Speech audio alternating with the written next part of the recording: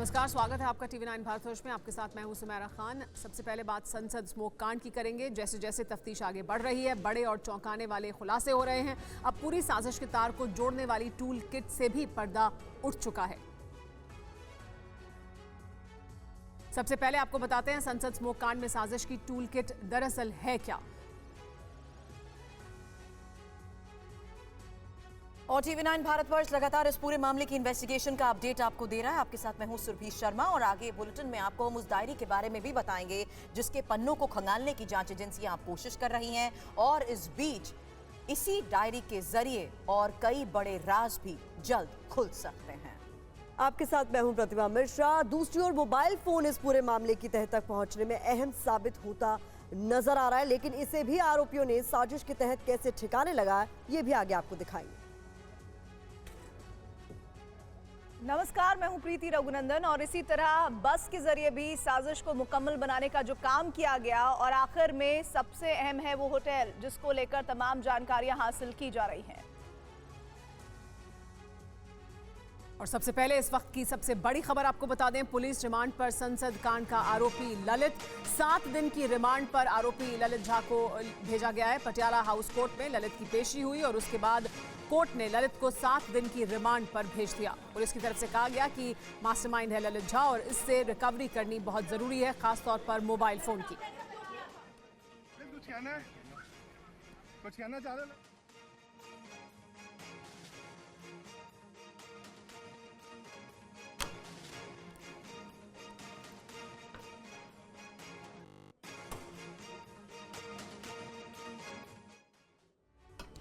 तो ललित को लेकर इस वक्त की एक और सबसे बड़ी खबर है, जहां कोर्ट में पुलिस ने कहा है ललित मास्टरमाइंड। जांच के लिए ललित की रिमांड बहुत जरूरी है। ललित से पता करना है कुछ अहम सवालों के जवाब। जो ललित से पता लगेंगे वो है साजिश। साजिश के पीछे आखिर कौन है? सबूतों के लिए कई राज इस वक्त जानना बहुत जरूरी है, क्योंकि मोबाइल को रिकवर करना सबसे ज्यादा जरूरी बताया जा रहा है, क्योंकि ललित ने ही सभी के फोन्स को डिस्ट्रॉय किया। सभी के फोन्स को नष्ट करने का जो आरोप ललित पर लगा है, उसी आधार पर मोबाइल्स की रिकवरी को पुलिस जरूरी बता रही है। मास्टरमाइंड, हाँ, ललित तो आपको देखा होगा आपने भी कल भी, ललित मास्टरमाइंड है जो इसमें प्लॉट किया गया है। बाकी the police, the prosecution has asked for 15 days remand. Like after argument the court has given 7 days remand. तो कुछ ट्रैवल कराने के लिए भी बोलते हैं, मल्टीपल ट्रैवल जहाँ पर इसने अपना मोबाइल ड्रॉप किया है या फिर उसको डिस्ट्रॉय किया है या कहीं छुपाया है, उसके लिए इनको आगे लेकर जाएंगे।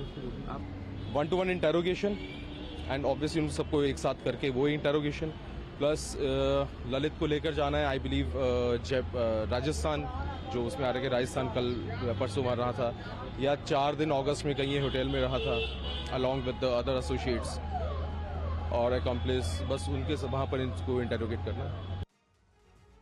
और सीधे पटियाला हाउस कोर्ट रुक करते हैं। हमारे सहयोगी अभिजीत इस वक्त हमें ज्वाइन कर चुके हैं। अभिजीत ठाकुर, जानना जरूरी है, एक बड़ी लीड पुलिस के हाथ, जहां कोर्ट के सामने भी ललित और उसके मास्टरमाइंड होने का शक।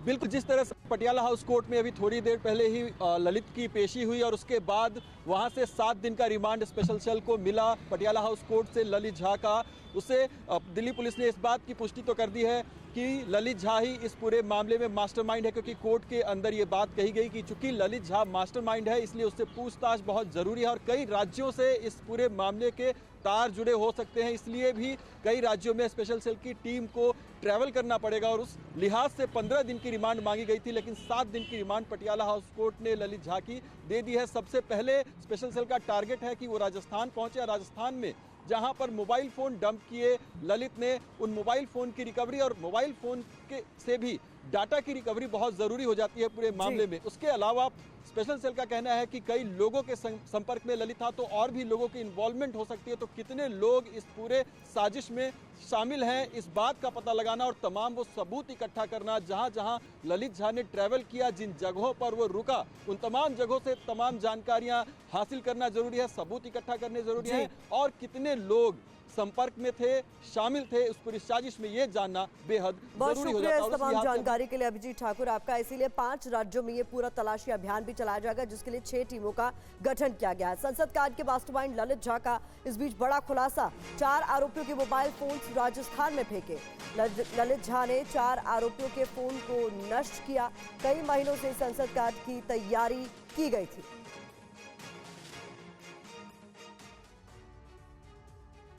सूत्रों के मुताबिक सबसे अहम खुलासा तो यह है कि दिल्ली से राजस्थान भागने के बाद ललित झा ने 4 आरोपियों के फोन को राजस्थान में फेंका और नष्ट कर दिया। इसके अलावा राज ये भी खुला है कि संसद की सुरक्षा में सेंध की तैयारी कई महीनों से चल रही थी, लेकिन एंट्री पास आसानी से नहीं मिल पा रहे थे, जिस वजह से प्लान को अंजाम देने में काफी वक्त लग गया। स्पेशल सेल की कई टीमें राजस्थान में उसकी तलाश कर रही थी। पहले उसकी लोकेशन नीमराना मिली थी, लेकिन वो वहां से फरार हो गया था। अब बताया जा रहा है कि ये इसके बाद नागौर पहुंचा था और वहां पर उसके एक दोस्त महेश ने इसको होटल में कमरा दिलाया था, जिससे वो वहां पर रुका हुआ था और लगातार न्यूज चैनल के जरिए जो पूरा पुलिस की इन्वेस्टिगेशन है उस पर नजर रखे हुए था। इसने अपने कई दोस्तों से सलाह ली कि इसे क्या करना चाहिए, जिसके बाद ये दिल्ली आया और उसके बाद कर्तव्य पथ पुलिस स्टेशन पर जाकर इसने खुद को सरेंडर कर दिया। अब पुलिस ने ललित की मदद करने वाले महेश और उसके साथी कैलाश को हिरासत में लिया है। सभी मोबाइल फोन को नष्ट करने में भी इन्हीं दोनों की भूमिका संदिग्ध मानी जा रही है। बड़ी खबर आ रही है, ललित झा को लेकर बहुत बड़ा खुलासा हुआ है। संसद सेंध के लिए ललित ने प्लान 2 बनाए थे। 2 प्लान्स पर वो काम कर रहा था। सोर्सेज से खबर आ रही है, एक प्लान फेल हो जाने पर दूसरा प्लान तैयार था। ये भी ललित की तरफ से जो जानकारियां सामने आ रही है, सोर्सेज ये कंफर्म कर रही हैं कि उसने 2 प्लान संसद भवन में स्मोक कांड को लेकर तैयार किए थे।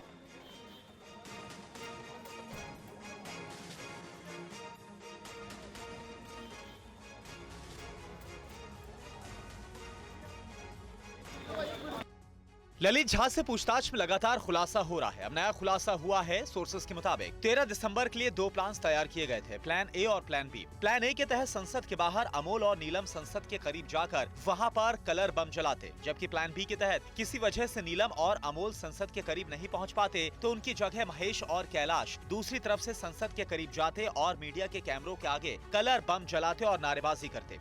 लेकिन 12 दिसंबर की रात जब महेश और कैलाश गुरुग्राम में विकी के घर नहीं पहुंचे तो अमोल और नीलम को हर हाल में ये काम करने का जिम्मा सौंपा गया। जाहिर है अब ललित झा के अलावा मददगार महेश और कैलाश भी पुलिस की हिरासत में हैं। ऐसे में संसद के अंदर अंजाम दिए गए स्मोक कांड को लेकर कई और चौंकाने वाले खुलासे हो सकते हैं, क्योंकि तफ्तीश की कड़ियां जोड़ी जा रही हैं और कांड के सभी किरदार धीरे धीरे शिकंजे में दबोचे जा चुके हैं।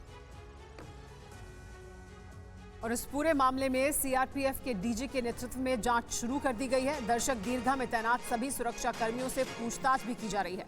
संसद में लगे सभी सीसीटीवी फुटेज को खंगाला जा रहा है, यानी एक एक क्षण का हिसाब रखा जा रहा है कि किस तरह से यहां पर पहुंचे थे। दर्शक दीर्घा में मौजूद तमाम सुरक्षा कर्मियों से पूछताछ की जा रही है और सीसीटीवी फुटेज को भी खंगाला जा रहा है। और संसद स्मोक कांड के बाद मास्टरमाइंड ललित झा 30 घंटे तक पुलिस को कैसे चकमा देता रहा, इसको लेकर उसने स्पेशल सेल के सामने कई खुलासे किए।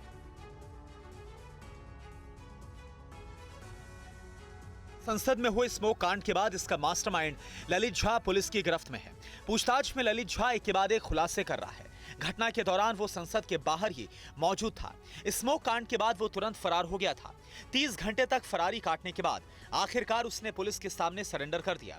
स्पेशल सेल की पूछताछ में ललित ने पूरी बात बताई कि आखिर 30 घंटे तक वो कहां पर रहा और क्या कुछ किया। सोर्सेस के मुताबिक ललित झा ने स्मोक कांड के बाद पुलिस को चकमा देते हुए दिल्ली से बस पकड़ी और राजस्थान के नागौर पहुंच गया। ललित ने नागौर में एक होटल को बुक किया और वहीं पर पूरी रात बिताई।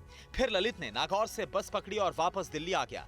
जब ललित को लगा कि अब पुलिस की गिरफ्त से बचना नामुमकिन है और पुलिस किसी भी वक्त उसे पकड़ सकती है, तो उसने पुलिस के सामने आत्मसमर्पण कर दिया और स्मोक कांड के लगभग 30 घंटे के बाद उसने सरेंडर कर दिया। बहरहाल पुलिस ये भी जानने की कोशिश कर रही है कि उस 30 घंटे में ललित ने किन लोगों से संपर्क किया। ललित से पूछताछ चल रही है और आगे कई बड़े खुलासे हो सकते हैं। आरोपी सागर के लखनऊ वाले घर से डायरी भी बरामद की गई है। सागर की डायरी की जांच में अब जांच एजेंसियां जुट गई हैं। डायरी से कई सवालों के जवाब मिलने की उम्मीद जताई जा रही है। सागर की डायरी से पता चल सकते हैं कई राज। स्मोक कांड के आरोपी सागर शर्मा के लखनऊ वाले घर से डायरी बरामद की गई है। अब जांच एजेंसियां डायरी की जांच में जुटी हुई है। डायरी से कई सवालों के जवाब मिलने की उम्मीद है। सागर की डायरी से कई राज का खुलासा हो सकता है। आपको तफसील से बताते हैं आखिर डायरी में है क्या। सूत्रों के मुताबिक डायरी में 30 लोगों की लिस्ट है। कुछ लोगों के फोन नंबर भी दर्ज है। देशभक्ति से भरी कविताएं और क्रांतिकारी विचार भी डायरी में लिखे गए हैं। डायरी में एक जगह लिखा है कि घर से विदा लेने का समय नजदीक आ गया है। एक तरफ डर, दूसरी ओर कुछ भी कर गुजरने की आग है। जरूरी बात यह है कि लाल डायरी से सागर के कई राज खुल सकते हैं। जांच एजेंसियां डायरी में लिखी बातों को समझ रही हैं। बता दें, सागर शर्मा मामले में अब एटीएस की एंट्री हो चुकी है। यूपी एटीएस मामले की जांच करेगी। आरोपी सागर शर्मा की जांच एटीएस की ओर से की जाएगी। बड़ी जानकारी इसमें मिल रही है कि स्मोक कांड में रिक्रिएशन कराने की तैयारी में है स्पेशल सेल। आरोपियों को संसद ले जाकर कराया जाएगा सीन का रिक्रिएशन। शनिवार या रविवार को ये रिक्रिएट कराया जाएगा सीन, और गुरुग्राम के फ्लैट की भी जांच होगी। ये स्पेशल की सेल की जो टीम है उसकी तरफ से जानकारी सामने आ रही है।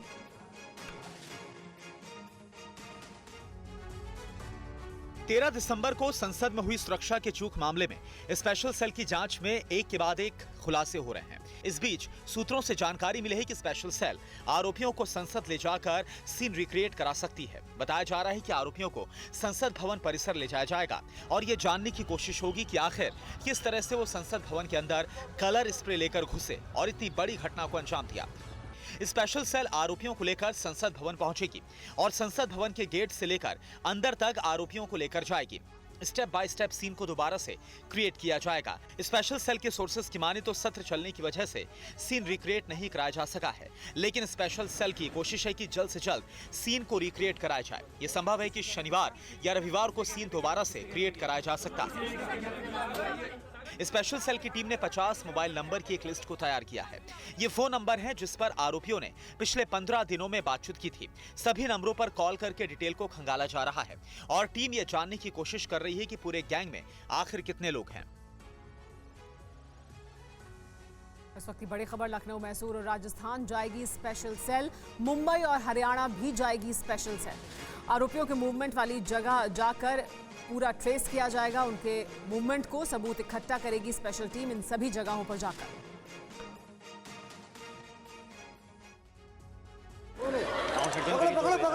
दिल्ली पुलिस की स्पेशल सेल संसद में हुए स्मोक कांड की जांच कर रही है। जांच के लिए स्पेशल सेल ने 6 टीम बनाई है। पूरी टीम हर एक पहलू और तथ्य की जांच कर रही है। आरोपियों की तरफ से मिल रहे हर एक डिटेल पर इन्वेस्टिगेशन हो रही है। सोर्सेज से मिली जानकारी के मुताबिक स्पेशल सेल की 6 टीमों को लखनऊ, मैसूर, कर्नाटक, राजस्थान, मुंबई और हरियाणा भेजा जाएगा। स्पेशल सेल की टीम उन सभी लोकेशंस पर जाएगी जहां पर आरोपी ठहरे थे। स्मोक कांड के सभी आरोपियों के मूवमेंट वाली जगह पर टीम जाएगी। जानकारी और सबूत को इकट्ठा करने के लिए वहां पर आसपास के लोगों से भी पूछताछ की जा सकती है। वहां के जिन लोगों से आरोपियों ने कॉल पर बात की थी उनसे भी बातचीत की जाएगी। इस बीच स्पेशल सेल की जांच में एक बड़ा खुलासा हुआ है। सूत्रों के मुताबिक आरोपियों ने लखनऊ में स्पेशल ऑर्डर देकर 2 जोड़ी जूते तैयार करवाए थे, क्योंकि आरोपियों ने पहले ही ये पता लगा लिया था कि संसद में जूते की चेकिंग नहीं की जाती है और संसद के अंदर स्प्रे पाउडर ले जाने का यही एक आसान रास्ता होगा। और स्मोक कांड पर संसद में मचे संग्राम की तस्वीरें भी अब आपके सामने होंगी, क्योंकि स्मोक कांड को लेकर संसद में भारी हंगामा हो रहा है और हंगामे के बीच लोकसभा और राज्यसभा दोनों सदन को सोमवार सुबह 11 बजे तक के लिए स्थगित कर दिया गया। ये तस्वीरें भी आपको दिखा रहे हैं जहां विपक्ष इस घटना को सरकार की बड़ी लापरवाही बता रहा है। केंद्रीय गृह मंत्री अमित शाह से सदन में जवाब देने की बात कही जा रही है। वहीं हंगामा कर रहे दलों पर बेवजह मुद्दा बनाने के भी आरोप लग रहे हैं। संसद सुरक्षा चूक पर बवाल बढ़ गया है। संसद में जवाब दे अमित शाह, ये कांग्रेस ने मांग रख दी है। केंद्रीय मंत्री अनुराग ठाकुर का इस पर जवाब भी सामने आया है। बेवजह मुद्दा बना रहा है विपक्ष, कहना अनुराग ठाकुर का।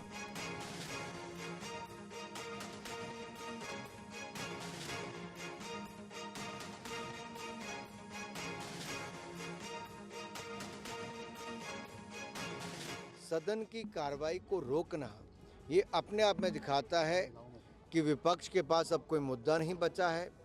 तीनों राज्यों में चुनाव में हार के बाद अब वो उनके हौसले पस्त हैं।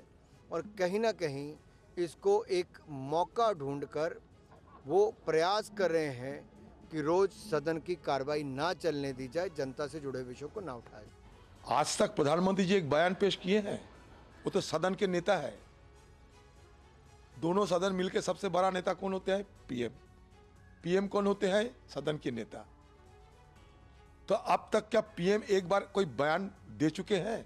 तो गृह मंत्री अमित शाह जी कम से कम पीएम साहब को तो सिखाइए कि क्या सदन की नियम कानून नियम क्या होते हैं, क्या सदन में एक नेता की क्या रवैया होना चाहिए। कम से कम पीएम साहब को तो एक बयान आना चाहिए था। बहुत पहले से यह जानकारी मिल रही थी कि सदन के अंदर हमला होने वाले है।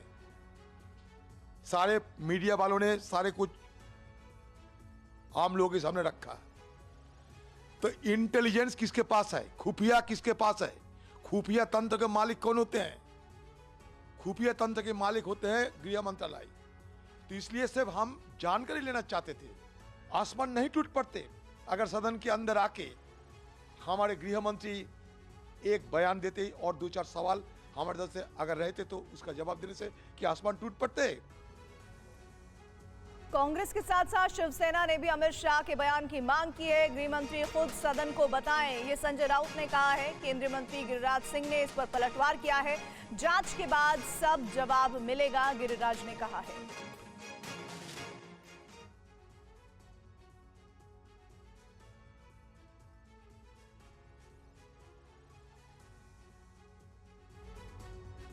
संसद से निलंबित हुए सांसदों ने आज गांधी मूर्ति पर मौन प्रदर्शन किया। सोनिया गांधी धरने पर बैठे सांसदों से मिलने भी पहुंची।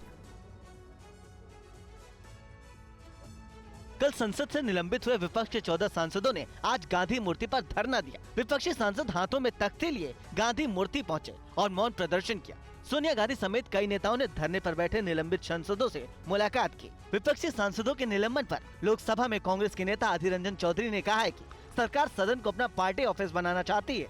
सदन में सवाल पूछना और जानकारी मांगना विपक्ष का फर्ज है। सरकार ये सदन को अपना पार्टी ऑफिस बनाना चाहते हैं, जिसको अच्छा ना लगे धक्का मार के निकाल दो। यही सरकार की रवैया है। सदन के अंदर सवाल पूछना हमारा फर्ज बनते हैं, जानकारी मांगना हमारा फर्ज बनते हैं।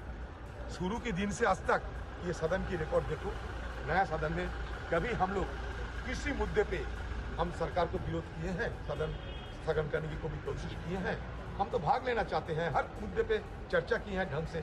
बता दें कि कल संसद में सुरक्षा चूक को लेकर दिन भर हंगामा हुआ। लोकसभा और राज्यसभा से विपक्ष के 14 सांसदों को सस्पेंड कर दिया गया। इसमें लोकसभा के 13 और राज्यसभा के टीएमसी सांसद डेरेक ओब्रायन हैं।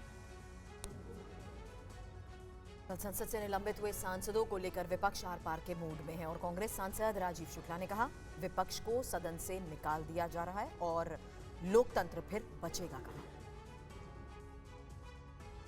सिर्फ एक बयान कराना है, चर्चा कराना चाहो तो कराओ, न कराना चाहो न कराओ, एक बयान तो हो जाए, यही सिर्फ मांग है विपक्ष की जो संसद में घटना हुई। अब इसके बाद भी सस्पेंड करना, सदस्यों को निकाल देना, तो विपक्ष के पास बचा क्या है? जनता विपक्ष को चुनती है, जनता ये चाहती है विपक्ष अपनी बात रखे संसद में। अगर विपक्ष को अपनी बात रखने का भी मौका नहीं मिलता है, उनको सदन से निकाल दिया जाता है, तो लोकतंत्र कहाँ बचा? टोटल ये दोनों बिल्डिंग जो है ये स्पीकर के अधीन आता है, स्पीकर के कार्यक्षेत्र में आता है। स्पीकर साहब ने जो कुछ भी आदेश दिया सर्वदलीय बैठक बुला के, वो आदेश सरकार इन लेटर एंड स्पिरिट हम फॉलो कर रहे हैं।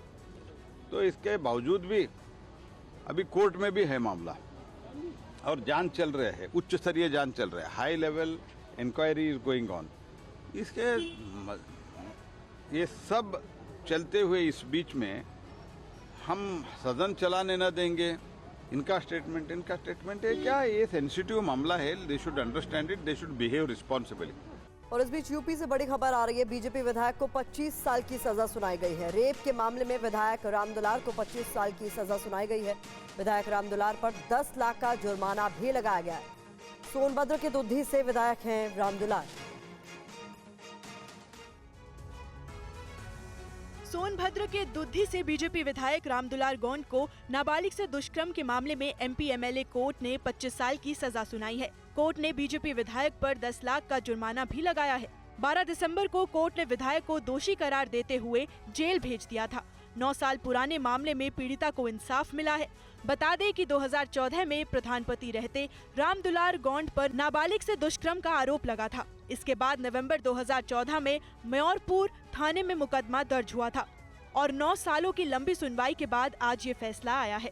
25 वर्ष के कठोर कारावास, जो सश्रम कारावास है, रामदुलार गौड़ जो नाबालिग बच्ची के साथ बलात्कार के दोषी पाए गए थे, उसे आज एमपी एमएलए के विशेष न्यायाधीश महोदय के द्वारा 25 वर्ष का कठिन कारावास यानी सश्रम कारावास की सजा सुनाई है और 10 लाख रुपए अर्थदंड लगाया गया है। जो यह 10 लाख रुपए पीड़िता को पुनर्वास के लिए दिया जाएगा। मथुरा ईदगाह केस में मुस्लिम पक्ष को बड़ा झटका लगा है। सर्वे पर रोक लगाने से सुप्रीम कोर्ट ने इनकार कर दिया है। मुस्लिम पक्ष ने सर्वे पर रोक की मांग की थी। कल इलाहाबाद हाई कोर्ट ने सर्वे का आदेश दिया था। सर्वे पर रोक के लिए नई याचिका लगाने को कहा था।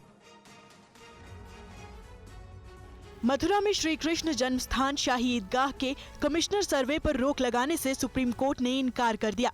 शुक्रवार को सुप्रीम कोर्ट ने मुस्लिम पक्ष की याचिका को खारिज करते हुए कहा कि अगर सर्वे से दिक्कत है तो प्रॉपर तरीका अपनाएं। इसके बाद सुनवाई पर विचार किया जाएगा। आज मुस्लिम पक्ष ने एक इस अपने मैटर को मेंशन करके आज लगवाया था और उसमें यह हुआ है कि सर्वोच्च न्यायालय ने उनको कोई भी रिलीफ देने से मना कर दिया है। उन्होंने साफ कर दिया है कि आपने जो ये मेंशन करके मैटर लगवाया है, ये ऑर्डर हमारे समक्ष है ही नहीं, तो हम इसमें आपको कोई भी रिलीफ नहीं दे सकते हैं। लिहाजा अगर आपको कोई भी रिलीफ अगर चाहिए तो प्रॉपर प्रोसीजर फॉलो करें और फॉलो कर करके उसमें आप अपना SLP फाइल करें और जब उस समय जब आएगा मैटर तब हम देखेंगे कि क्या हो सकता है इसमें। श्री कृष्ण जन्मस्थान मामले में इलाहाबाद हाईकोर्ट ने गुरुवार को बड़ा फैसला सुनाया था। हाईकोर्ट ने उत्तर प्रदेश के मथुरा में श्री कृष्ण जन्मभूमि मंदिर से सटे शाही ईदगाह परिसर की अदालत की निगरानी में एडवोकेट कमिश्नर की टीम के जरिए सर्वे की अनुमति दी। और मथुरा ईदगाह केस में विष्णु शंकर जैन ने बयान दिया है। उन्होंने कहा कि आदेश पढ़े बिना स्टे की मांग की गई।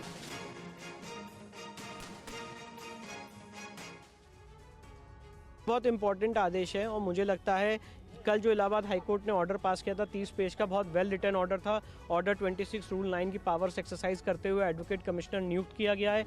अब कितने मेंबर का एडवोकेट कमिश्नर पैनल होना है, क्या मॉडलिटीज़ होनी है, ये सारी बातें 18 दिसंबर को तय की जाएंगी। गौरतलब ये है कि शाही ईदगाह मस्जिद और सुन्नी सेंट्रल वक्फ बोर्ड ने बिना उस ऑर्डर को, कल के आदेश को प्रॉपर SLP या एक फर्स्ट अपील चैलेंज किए हुए उस ऑर्डर को स्टे करने की मांग की। शायद यही वजह थी कि बार बार जो है जस्टिस ये कह रहे थे कि आपने इस मामले में कोई अपील नहीं दाखिल की है याचिका नहीं। हमने कॉपी भी नहीं देखी ऑर्डर की और आप चाहते हैं कि हम इसको स्टे कर दें। एक डिबेटेबल प्रश्न ये भी है कि सिंगल जज इलाहाबाद हाईकोर्ट के आदेश के खिलाफ क्या फर्स्ट अपील डिवीजन बेंच में जाएगी कि सीधे सुप्रीम कोर्ट आएगी। तो इन सारे पहलुओं पे बिना गौर किए हुए सीधे सुप्रीम कोर्ट में कल मैटर मेंशन कर देना बिना हमें इन्फॉर्म किए हुए और आज मैटर लिस्ट कराना और ये बोलना कि प्रोसीडिंग पे स्टे कर दिया जाए, मुझे लगता था कि ऐसा आर्गुमेंट एक वायबल आर्गुमेंट नहीं था और इसलिए आज माननीय सुप्रीम कोर्ट ने उसमें इंटरफेयर करने से मना कर दिया। और अब आपको मथुरा से सीधे TV9 संवाददाता सुमन कुमार की रिपोर्ट दिखाते हैं। इसको देखकर आपको पता चलेगा कोर्ट के फैसले के बाद मथुरा का हाल कैसा है। मथुरा के श्री कृष्ण जन्मभूमि और शाही ईदगाह मस्जिद मामले में गुरुवार को इलाहाबाद हाईकोर्ट ने एक बड़ा फैसला सुनाया। हिंदू पक्ष की याचिका पर सुनवाई करते हुए अदालत ने अब मथुरा के शाही ईदगाह मस्जिद के कोर्ट कमिश्नर सर्वे की अनुमति दे दी है। हालांकि ये सर्वे आगे कैसे होगा इसके बारे में हाईकोर्ट 18 दिसंबर को और डिटेल में आदेश जारी करेगा, लेकिन उसके बाद मुस्लिम पक्षों ने इस फैसले के खिलाफ सुप्रीम कोर्ट का दरवाजा खटखटाया था, जहां फिलहाल सुप्रीम कोर्ट ने भी इलाहाबाद हाईकोर्ट के सर्वे के इस फैसले पर रोक लगाने से इनकार कर दिया है। इस वक्त मैं मथुरा में मौजूद हूं और सामने तस्वीरें आपको दिखाना चाहूंगा। ये जो तस्वीरें आप देख रहे हैं यही वो शाही ईदगाह मस्जिद है जिसको लेकर ये पूरा विवाद है और हिंदू पक्ष का लगातार ये दावा है कि सामने शाही ईदगाह मस्जिद के जो 3 गुंबद देख रहे हैं, इसी गुंबद के ठीक नीचे भगवान श्री कृष्ण का जन्मस्थान है। ये दावा हिंदू पक्ष की ओर से किया जा रहा है और उनका ये कहना है कि अगर सर्वे होता है तो आज भी इस मस्जिद के नीचे वो तथ्य, वो साक्ष्य, वो प्रमाण मौजूद हैं जिससे ये साबित होगा कि वो भगवान श्री कृष्ण की जन्मस्थली इसी मस्जिद के ठीक नीचे है। श्री कृष्ण जन्मभूमि केस में सर्वे के आदेश पर साध्वी रितंबरा ने TV9 भारतवर्ष से खास बातचीत की है। अब आपको ये एक्सक्लूसिव बातचीत भी सुनवाते हैं। अब पत्थर और दीवारें स्वयं अपनी गवाही देंगे। देखिए, ये इतने लंबे समय तक हिंदू समाज के धैर्य की बात सोच लीजिए आप, कि अपने आराध्यों के जन्मभूमियों पे भी पराभवी युग के प्रतीकों को झेला। कितना सुंदर होता कि सारे भारतवंशी, चाहे वो किसी भी संप्रदाय, मत, पंथ और संप्रदायों को मानते हों, लेकिन जो भारत की भूमि के सत्य हैं और भारत की भूमि की प्राण सत्ता है, श्री राम हो, काशी विश्वनाथ के बाबा हों या फिर कृष्ण जन्मभूमि हो, उसके प्रति सबको सदैव होना चाहिए था। सबको उसके प्रति निष्पक्ष होना चाहिए था, लेकिन ये हो नहीं पाया। तो फिर अदालतों के द्वार खटखटाए गए और अदालत ने इस वेदना को अनुभव किया और सर्वेक्षण का जो है निर्णय सुनाया। इस निर्णय से सारे सनातन जगत में बहुत आनंद है। आज राजस्थान के मुख्यमंत्री बन गए हैं भजन लाल शर्मा। राज्यपाल कलराज मिश्र ने उन्हें शपथ दिलाई। समारोह में पीएम मोदी, गृहमंत्री अमित शाह, जेपी नड्डा मौजूद रहे। राजनाथ सिंह और गडकरी भी कार्यक्रम में शिरकत करने पहुंचे।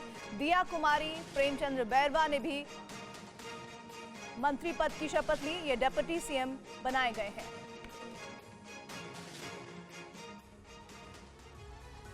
जयपुर के रामनिवास बाग में राजस्थान की नई सरकार का शपथ ग्रहण समारोह हो गया है। सबसे पहले राजस्थान के नए मुख्यमंत्री भजन लाल शर्मा ने पद और गोपनीयता की शपथ ली। भजन लाल शर्मा ने 55 साल की उम्र में राजस्थान की कमान संभाल ली है। भजन लाल शर्मा ने भरतपुर में अपने गांव में 27 साल की उम्र में सरपंच के चुनाव से सियासी करियर की शुरुआत की थी। दिया कुमारी और प्रेमचंद बैरवा ने भी डिप्टी सीएम के तौर पर शपथ ग्रहण की है। राज्यपाल कलराज मिश्र ने सभी को शपथ दिलाई। फिलहाल किसी और विधायक ने मंत्री पद की शपथ नहीं ली है। कार्यक्रम 19 मिनट का रहा। पीएम मोदी, अमित शाह, जेपी नड्डा और कई केंद्रीय मंत्री और 10 से ज्यादा राज्यों के मुख्यमंत्री इस समारोह में शामिल हुए। भजन लाल शर्मा इस बार सांगानेर से पहली बार विधायक चुने गए हैं। भजन लाल ने 34 साल तक संगठन में बड़ी भूमिका निभाई। उन्हें आरएसएस और बीजेपी नेतृत्व का विश्वास पात्र माना जाता है। इससे पहले राम जन्मभूमि आंदोलन में भी भजन लाल बहुत सक्रिय रहे। 2014 में पार्टी के प्रदेश महासचिव, 4 बार प्रदेश बीजेपी के महामंत्री रहे हैं। तो छात्र जीवन में एबीवीपी से जुड़कर भी उन्होंने राजनीति के दांव पेच सीखे। भजन लाल शर्मा की छवि जमीन पर काम करने वाले नेता की रही है। दिया कुमारी को उप मुख्यमंत्री बनाकर बीजेपी ने बड़ा दांव खेला है। 2024 के लोकसभा चुनाव में राजपूत वोटर बड़ा फैक्टर होंगे। समझिए पूरा समीकरण है क्या। मैं दिया कुमारी ईश्वर की शपथ लेती हूँ। राजस्थान में दिया कुमारी को डिप्टी सीएम बनाकर बीजेपी ने राजपूत समाज को साधा है। राजस्थान में 7% से ज्यादा राजपूत वोटर बड़ा फैक्टर हैं। तो बीजेपी का कोर वोटर माने जाने वाले राजपूत मतदाता 2024 के लोकसभा चुनाव में भी बड़ी भूमिका निभाने वाले हैं। दिया कुमारी की डिप्टी सीएम के तौर पर ताजपोशी होने से राजस्थान में बीजेपी की राजपूत समाज पर पकड़ और मजबूत होगी। उप मुख्यमंत्री दिया कुमारी जयपुर क्षेत्र की विद्याधर नगर विधानसभा सीट से विधायक चुनी गई हैं। इससे पहले 2013 में दिया कुमारी पहली बार विधानसभा पहुंची थी। 10 साल के सियासी सफर में उन्होंने अच्छा खासा जनाधार बना लिया है। 2019 में राजसमंद लोकसभा सीट से उन्होंने शानदार जीत को दर्ज किया। दिया कुमारी का जयपुर राज परिवार से नाता है। महाराजा सवाई भवानी सिंह की बेटी दिया कुमारी के दादा मान सिंह II जयपुर के महाराजा रहे हैं। विदेश में पढ़ाई, शानदार राजनीतिक समझ और मजबूत प्रशासनिक पकड़ की वजह से दिया कुमारी अब उप मुख्यमंत्री के तौर पर प्रभावी साबित हो सकती हैं। राजस्थान में ही प्रेमचंद बैरवा को उप मुख्यमंत्री बनाकर बीजेपी ने मास्टर स्ट्रोक चला है। राजस्थान के 17% एससी मतदाताओं को साधने में बैरवा बड़ी भूमिका निभा सकते हैं। मैं डॉक्टर प्रेमचंद बैरवा ईश्वर की शपथ। राजस्थान में प्रेमचंद बैरवा की उप मुख्यमंत्री के तौर पर ताजपोशी 2024 के लोकसभा चुनाव से पहले बड़ा संकेत है। राजस्थान में प्रेमचंद बैरवा एससी वर्ग का बड़ा चेहरा है। दलित परिवार में जन्मे प्रेमचंद बैरवा जयपुर की दूदू सीट से बीजेपी के विधायक हैं। उन्होंने इस बार कांग्रेस के धाकड़ नेता बाबूलाल नागर के खिलाफ बड़ी जीत को दर्ज किया। 17% एससी मतदाताओं वाले राजस्थान में बैरवा बीजेपी के ट्रम्प कार्ड साबित हो सकते हैं। एमफिल और पीएचडी तक पढ़ाई करने वाले उप मुख्यमंत्री प्रेमचंद बैरवा राजस्थान के बेहद पढ़े लिखे नेताओं में से एक हैं। उन्होंने 2008 में जिला परिषद चुनाव जीतकर सियासी सफर की शुरुआत की थी। तो 2013 में पहली बार विधायक चुने गए। वहीं 2018 के विधानसभा चुनाव में उन्हें हार का सामना करना पड़ा। इससे पहले बैरवा छात्र जीवन में एबीवीपी से जुड़े रहे। हलफनामे में उन्होंने 4.83 करोड़ की संपत्ति दिखाई है। तो उनके ऊपर 98 लाख से ज्यादा की देनदारी भी है। 54 साल के प्रेमचंद बैरवा अपनी फिटनेस को लेकर भी काफी सजग रहते हैं। बैरवा की बेदाग छवि और विवादों से कोसों दूर रहने की आदत उन्हें एक अलग शख्सियत बनाती है। इधर मध्य प्रदेश की मोहन यादव सरकार के फैसलों पर उज्जैन में कार्रवाई शुरू हो गई है। आज उज्जैन में मीट की दुकानों से लेकर लाउडस्पीकर तक एक्शन देखा गया। ये रिपोर्ट देखिए। मोहन यादव सरकार के फैसलों का असर जमीन पर दिखाई देने लगा है। मुख्यमंत्री मोहन यादव ने मीट और अंडों की सेल खुले में करने पर रोक लगाई है। धार्मिक स्थलों पर अनियंत्रित लाउडस्पीकर बजाने पर भी पाबंदी का आदेश दिया गया है। इन दोनों फैसलों पर उज्जैन में कार्रवाई शुरू हो गई है। उज्जैन में मीट, मछली और अंडे की कई दुकानों पर नगर निगम के स्वास्थ्य अधिकारियों ने ताले जड़ दिए हैं। नगर निगम ने 3 इलाकों में नियमों की धज्जियां उड़ाने वाली मीट की दुकानों पर सख्त एक्शन लिया। उज्जैन में लाउडस्पीकर और डीजे बजाने पर भी सख्ती बरती गई है। उज्जैन के एसपी सचिन शर्मा ने बताया कि इस विषय पर धर्म गुरुओं से बात की गई है। लाउडस्पीकर संबंधित नियम आदेश के मुताबिक लागू होंगे। ग्राम रक्षा समिति, नगर रक्षा समिति के सदस्य हैं, उनके साथ बैठक ली गई थी। उस बैठक में जो शासन के निर्देश थे, खासकर कितनी जो मानक तय किए गए हैं, कितनी ध्वनि की जा सकती है, कौन से लाउड व्हीलर्स, कौन से बॉक्सेस इस्तेमाल किए जा सकते हैं, तो वो उनको बड़ा स्पष्ट तौर पर बताए गए हैं। और इस बैठक के बाद खासकर अब अनुमति की जो प्रक्रियाएं हैं वो शुरू होंगी और समय सीमा के अंदर जो अनुमति नहीं लेते उसके बाद भी यदि उसका इस्तेमाल करते हैं तो उनके खिलाफ बड़ी कार्रवाई की जाएगी। उधर भोपाल में भी मीट दुकानदारों को वार्निंग दी गई है। 1 हफ्ते के भीतर मीट की दुकानों को काले रंग के शीशे से कवर करने को कहा गया है। भोपाल से ग्राउंड रिपोर्ट देखिए। मध्य प्रदेश के नए मुख्यमंत्री मोहन यादव ने अपनी पहली ही कैबिनेट मीटिंग में फरमान जारी किया कि खुले में मांस और अंडे बिक रहे हैं तो वो बंद कर दिए जाएंगे, उसे कवर अप करके रखना होगा। और फिलहाल एक्शन मोड वाली तस्वीरें आप देख रहे हैं जहां पर नगर निगम का अमला उन बाजारों में पहुंचा है जहां पर इस तरह से खुले में मांस बिक रहा है। अनाउंसमेंट लगातार किया जा रहा है और फिलहाल 1 हफ्ते की वार्निंग दी जा रही है सभी दुकानदारों को। पूरे बाजार की बात करें तो खुले में मांस यहाँ पर बिकता है और स्पष्ट तौर पर यही वार्निंग दी गई है कि अब आपको इसे कवर करके रखना होगा, कांच के अंदर रखना होगा। इस तरह से खुले में मांस नहीं बिक सकेगा। तो फिलहाल 1 हफ्ते की वार्निंग इन दुकानदारों को दी जा रही है। उसके बाद भी अगर ये लोग नहीं सुनते हैं, अपना लाइसेंस ठीक नहीं करते, नहीं बनवाते हैं, तो फिर आगे कार्रवाई के लिए तैयार रहें। मध्य प्रदेश में 18 दिसंबर से विधानसभा का पहला सत्र शुरू होगा। गोपाल भार्गव को प्रोटेम स्पीकर बनाया गया है। 60 सेकंड में देखिए क्या होगा पूरा एजेंडा। मध्य प्रदेश में 16वीं विधानसभा का सत्र 4 दिन का होगा। 18 दिसंबर को सत्र की शुरुआत होगी और 21 दिसंबर को सत्र का समापन होगा। सत्र के पहले 2 दिन यानी 18 और 19 दिसंबर को विधायकों का शपथ ग्रहण होगा। 20 दिसंबर को विधानसभा अध्यक्ष का निर्वाचन किया जाएगा। इसी दिन राज्यपाल का अभिभाषण होगा और 21 दिसंबर को शासकीय कार्य होंगे और राज्यपाल के अभिभाषण पर चर्चा होगी। इसके बाद सत्र का समापन होगा। इससे पहले एमपी के राज्यपाल मंगू भाई पटेल ने सत्तारूढ़ बीजेपी के सबसे वरिष्ठ विधायक गोपाल भार्गव को नए विधायकों को पद की शपथ दिलाने और छोटे सत्र के दौरान सदन के कामकाज का संचालन करने के लिए प्रोटेम स्पीकर की नियुक्ति की। 2 दिन पहले 13 दिसंबर को जैन दक्षिण से 3 बार के बीजेपी विधायक मोहन यादव ने मुख्यमंत्री पद की शपथ ली थी। उनके साथ 2 विधायक जगदीश देवड़ा और राजेंद्र शुक्ला ने डिप्टी सीएम पद की शपथ ली। एमपी चुनाव में बीजेपी ने 230 में से 163 सीटें जीती, वहीं कांग्रेस को 66 सीटों पर जीत मिली थी। कांग्रेस अब 2024 के लोकसभा चुनाव की तैयारियों में जुट गई है और कांग्रेस अब बीजेपी के गढ़ में सेंधमारी करने की कोशिश करेगी। गुजरात से लेकर महाराष्ट्र तक खास प्लान क्या बनाया गया है, इस रिपोर्ट से समझिए।